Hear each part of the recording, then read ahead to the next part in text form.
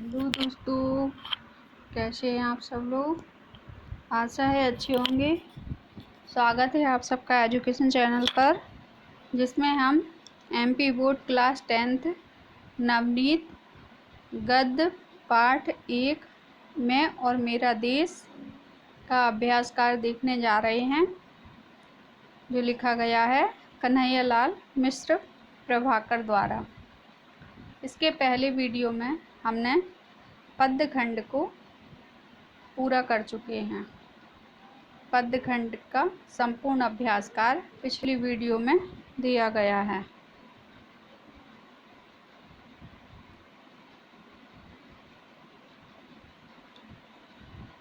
मैं और मेरा देश। इसका पहला प्रश्न है, पंजाब केसरी के नाम से कौन जाना जाता है। उत्तर है, पंजाब केसरी के नाम से लाला लाजपत राय को जाना जाता है। अगला प्रश्न है, दीवार में दरार क्यों पड़ गई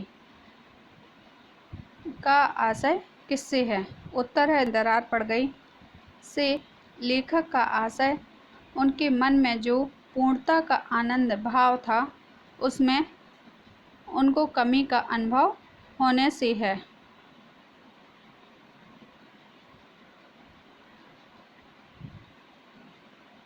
अगला, जापानी युवक ने स्वामी रामतीर्थ को दिए गए फल के मूल्य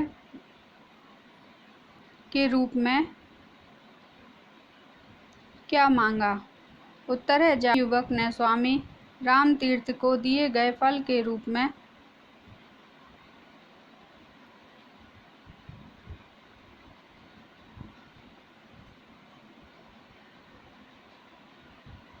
जापानी युवक ने स्वामी रामतीर्थ को दिए गए फल के रूप में यह मांगा कि यदि आप मूल्य देना चाहते हैं तो वह यह है कि आप अपने देश में जाकर किसी से यह न कहिएगा कि जापान में अच्छे फल नहीं मिलते।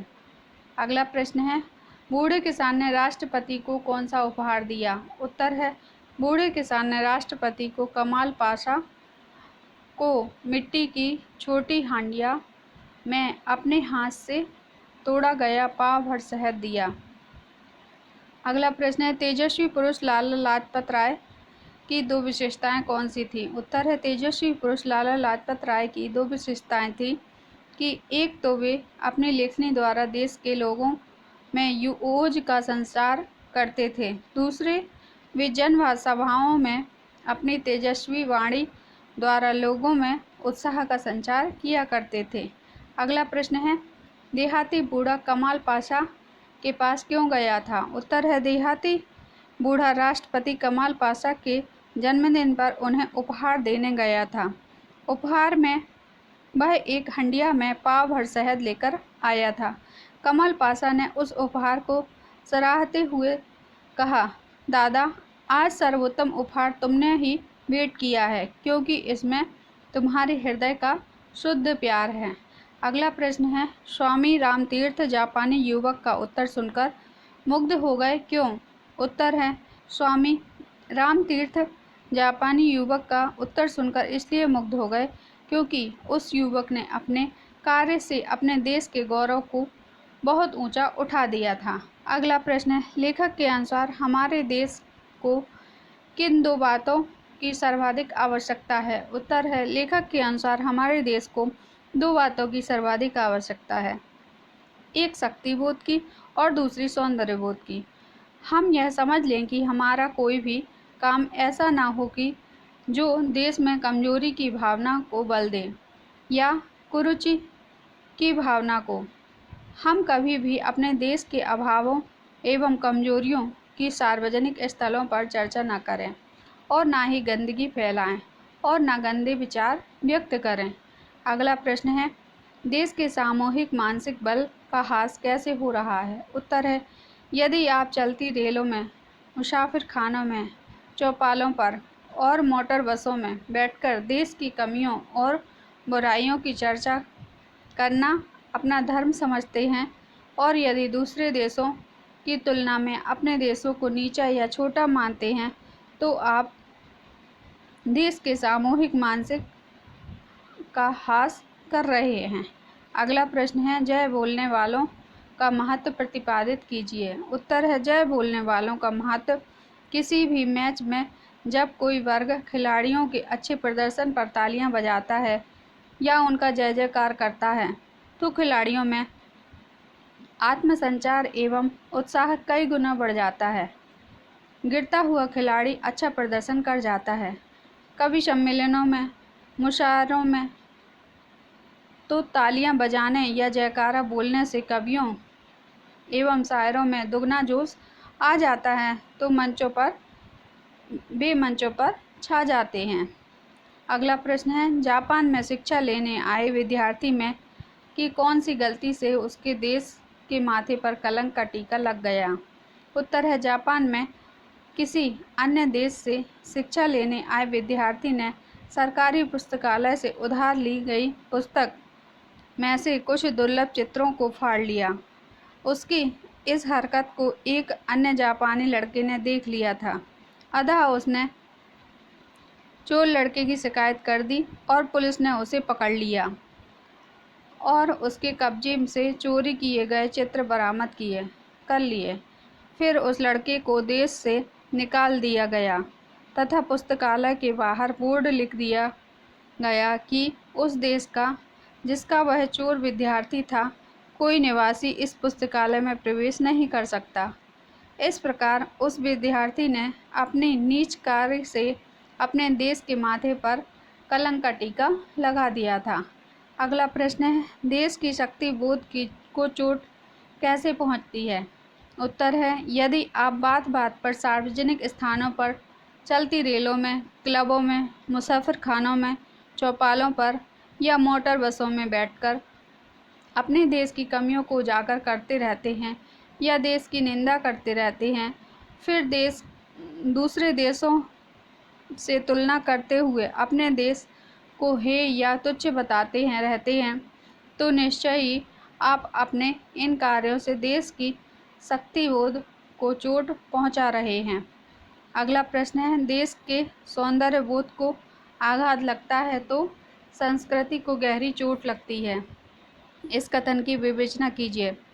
उत्तर है, यदि समाज में सामान्य शिष्टाचार नहीं है, आप में खान पान और उठने बैठने में शिष्टता नहीं है, फूहड़पन है, यदि आप केला खाकर छिलका रास्ते में फेंक देते हैं, घर का कूड़ा निर्धारित स्थान पर न फेंककर इधर उधर फेंक देते हैं, दफ्तर, घर, गली, होटल, धर्मशालाओं में रहते हुए आप अपनी पीक या थूक इधर उधर कर देते हैं या फिर अपने मुंह से गंदगी गालियाँ निकालते हैं, तो निश्चय ही आपके द्वारा किए गए इन कार्यों से देश के सौंदर्य बोध को आघात लगता है तथा इससे संस्कृति को गहरी चोट लगती है। अगला प्रश्न है, देश के लाभ और सम्मान के लिए नागरिकों के कर्तव्यों का वर्णन कीजिए। उत्तर है, देश के लाभ और सम्मान के लिए नागरिकों को कभी भी ऐसा काम नहीं करना चाहिए जिससे देश को प्रतिष्ठा पर आँच आए। हमें अपने आप को सभ्य और संस्कारवान बनाना चाहिए। हमेशा दूसरों का आदर करें, सत्य बोलें और देश प्रेम करें। हम भूलकर भी ऐसा कोई काम न करें जिससे देश की बदनामी हो। अपने उठने बैठने एवं बात करने में हमें शिष्टता का पालन करना चाहिए। घर, दफ्तर, धर्मशाला, होटल आदि स्थान पर गंदगी नहीं फैलानी चाहिए। ज़रूरतमंदों एवं गरीबों को सदैव सहायता करनी चाहिए। अगला प्रश्न है, निम्न सामासिक पदों का विग्रह कीजिए। तो सामासिक पद है आजीवन, तो जीवन पर्यंत, अव्ययी भाव समास, भरा पूरा, भरा और पूरा द्वंद्व समास, महापुरुष, महान है जो पुरुष, कर्मधारय समास, एक दंत, एक दांत वाला, द्विगु समास, चौराहा, चार रास्तों का केंद्र, द्विगु समास। संधि विच्छेद कीजिए। लघुत्सव, लघुधन उत्सव, परमानंद, परम धन आनंद, सूर्योदय, सूर्य धन उदय, नायक, नय धन अक, बनोलक्ष्य, बंधन औलक्ष्य। संधि विच्छेद कर संधि का नाम लिखिए। यद्यपि, यदि धन अपि, यड़ संधि। लंकेश, लंका धन ईश, गुण संधि। दिनेश दिन धन ईश गुणसंधि, देवर्षि देव धन ऋषि गुणसंधि। अगला प्रश्न है बहुविकल्प चुनिए, सही विकल्प चुनिए। एक भूकंप आया था जिससे दीवार में दरार पड़ गई। वह भूकंप कहाँ आया था? मनमानस में। अगला प्रश्न है तेजस्वी पुरुष कौन थे जिन्हें पंजाब केसरी कहा गया? लाला लाजपत राय। हमारे देश के कौन से संत जापान गए? स्वामी रामतीर्थ। बूढ़े किसान ने राष्ट्रपति को उपहार में भेंट किया शहद। शल्य कौन था? कर्ण का सारथी। रिक्त स्थानों की पूर्ति कीजिए। स्वामी रामतीर्थ गए थे जापान। जापान एक युद्ध स्थल है और युद्ध में लड़ना ही तो काम नहीं होता। तीसरा खाली स्थान है एक दिन वह सरकारी पुस्तकालय से एक पुस्तक पढ़ने को लाया जिसमें कुछ दुर्लभ चित्र थे। राजधानी में अपनी वर्षगांठ का उत्सव समाप्त कर वे अपने भवन में ऊपर चले गए। क्या आप कभी केला खाकर छिलका रास्ते में फेंक देते हैं? सत्य असत्य। राम तीर्थर एक बार जापान गए थे। सत्य। कमल पाशा उन दिनों मलेशिया के राष्ट्रपति थे। असत्य। क्या कभी केला चना भाड़ फोड़ जा सकता है? क्या कभी अकेला चना भाड़ फोड़ सकता है? मुहावरा है। असत्य। लाला लाजपत राय की कलम और वाणी दोनों तेजस्विता की अद्भुत किरणें थी। सत्य। सही जोड़ी मिलाइए। प्रत्येक नागरिक का यह कर्तव्य है कि वह जब भी कोई चुनाव हो या उचित मनुष्य को अपना मत दे। क्या अनुभव सचमुच भूकंप नहीं है जो मनुष्य झकझोर कर रख दे? घ नंबर का झकझोर कर रख दे। कन्हैया लाल मिश्र प्रभाकर। ग नंबर मैं और मेरा देश। कभी मैच देखने का अवसर मिला ही होगा, देखा नहीं आपने? ख नंबर की दर्शक की तालियों से खिलाड़ी के पैरों में बिजली लग जाती है। तुर्की के राष्ट्रपति का नंबर महान कमाल पाशा। एक शब्द में उत्तर दीजिए। श्री कन्हैया लाल मिश्र जी ने किन पत्रों का संपादन किया था? उत्तर है ज्ञानोदय, नया जीवन और विकास। हमारे देश में को कौन सी दो बातों की सबसे अधिक ज़रूरत है? एक शक्तिबोध, दूसरा सौंदर्यबोध। हमारे देश में कौन से संत जापान गए थे? स्वामी रामतीर्थ। यह निबंध किस शैली में रचा गया है? दृष्टांत शैली में। सारांश देख लीजिए। हम इसके गद्यांशों की व्याख्या करेंगे आगे।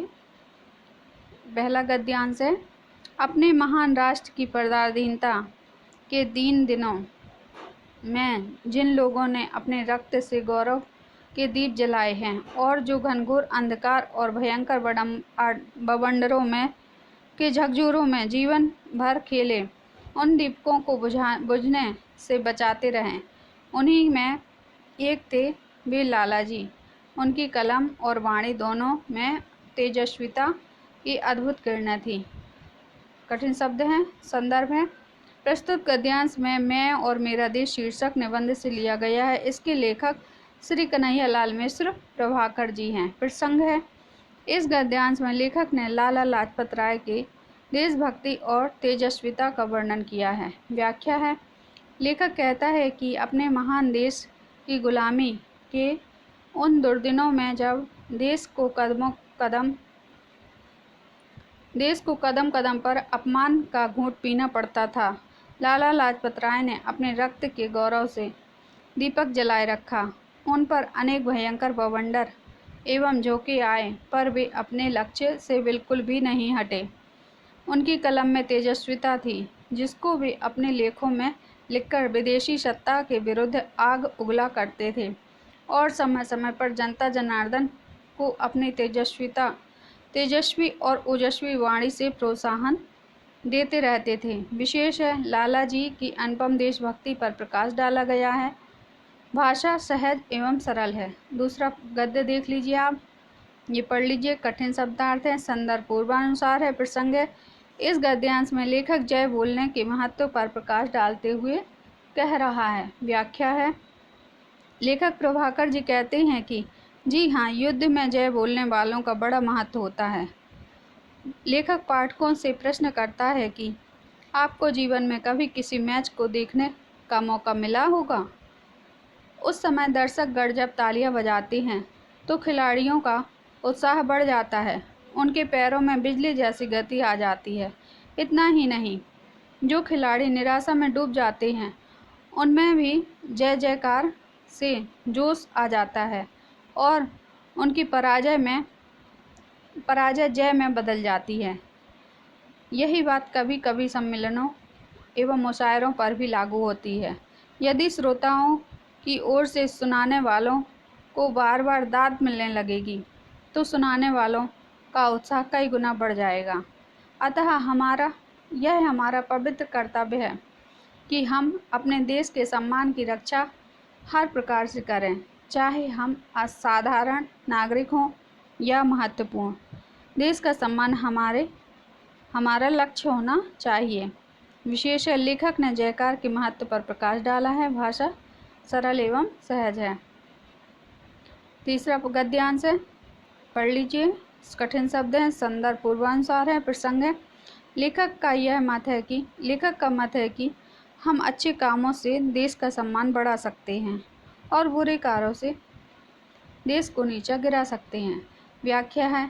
लेखक प्रभाकर जी ने देश को दो युवकों के उदाहरण देकर बताना चाहा है कि अच्छे कार्यों से देश का सम्मान बढ़ता है। इसके लिए उन्होंने जापान के उस युवक का उदाहरण दिया है जिसने स्वामी रामतीर्थ की इस टिप्पणी पर कि जापान में शायद अच्छे फल नहीं मिलते। उस जापानी युवक ने अपने देश की बेइज्जती होते देख दौड़कर ताजे और अच्छे फल लाकर स्वामी जी को दे दिए। जब स्वामी जी ने उस बालक को फल का मूल्य देना चाहा तो उसने मूल्य लेने से मना कर दिया और कहा कि यदि आप इसका मूल्य देना चाहते ही हैं तो वह यह है कि आप अपने देश में जाकर किसी से यह मत कहना कि जापान में अच्छे फल नहीं मिलते। लेखक ने दूसरा उदाहरण उस युवक का दिया जो अपने देश से जापान में शिक्षा लेने आया था। उस बालक ने सरकारी पुस्तकालय से उधार ली हुई एक पुस्तक में से कुछ दुर्लभ चित्र चुरा लिए। उसकी यह हरकत से एक जापानी विद्यार्थी ने देख लिया था। फलतः उसने इसकी सूचना पुस्तकालय में को दे दी। पुलिस ने तलाशी लेकर उस विद्यार्थी से वे चित्र बरामद कर लिए, फिर उस विद्यार्थी को जापान से निकाल दिया। इस दूसरे युवक ने अपने बुरे कामों से अपने देश के माथे पर कलंक का टीका लगाया। अतः लेखक का मानना है कि अच्छे काम करने वालों की सदा प्रशंसा होती है और बुरे काम करने वालों की निंदा। विशेष लेखक ने अच्छे गुणों को अपनाने और युवकों को संदेश दिया है। भाषा सहज एवं सरल है। अगला गद्य है, ये पढ़ लीजिए। कठिन शब्दार्थ है, संदर्भ पूर्वानुसार, प्रसंग है। लेखक ने यह बताने का प्रयास किया है कि व्यक्ति विशेष को जैसा मान सम्मान पाने की इच्छा होती है वैसा ही देश के लिए भी किया जाना चाहिए। व्याख्या है। लेखक कहता है कि जिस तरह अपने व्यक्तिगत लाभ एवं आदर के लिए छोटी से छोटी बात पर भी ध्यान देता हूँ, उसी तरह मुझे अपने देश का भी ध्यान रखना चाहिए। मेरा यह कर्तव्य है। जिस प्रकार मैं अपने सम्मान और साधनों से अपने जीवन में सहारा पाता हूँ, वैसे ही देश के सम्मान और साधनों से ही सहारा पाऊँ, यह मेरा अधिकार है। लेखक यह बताना चाहता है कि मैं और मेरा देश दोनों एक ही हैं, इनमें कोई भेद नहीं होना चाहिए। विशेष है, लेखक अपने को अपने देश से अलग नहीं मानता। भाषा सरल एवं सहज है।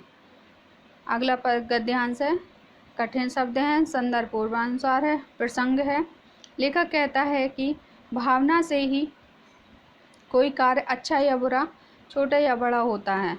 व्याख्या है, लेखक प्रभाकर जी कहते हैं कि मैंने अपने संपूर्ण जीवन में जो कुछ भी अध्ययन और अनुभव किया, उससे मैं इस निष्कर्ष पर पहुंचा हूं कि जीवन में महत्व कार्य के छोटे या बड़े होने से नहीं होता, उसका महत्व तो काम करने की भावना से होता है। बड़े से बड़ा कार्य भी तुच्छ श्रेणी का बन जाएगा यदि उसके पीछे कर्ता की भावना पवित्र एवं महान नहीं है। विशेष है, लेखक भावना को महान मानता है, कार्य को नहीं। भाषा सहज एवं सरल है। अगला गद्यांश है, ये पढ़ लीजिए। कठिन शब्द है, संदर्भ पूर्वानुसार है, प्रसंग है। यह अंश में लेखक यह बताना चाहता है कि यदि आपका जीवन साफ सफाई से दूर रहने वाला एवं गंदगी प्रिय है, तो इससे आप देश के सौंदर्य बोध एवं संस्कृति को बहुत नुकसान पहुंचा रहे हैं।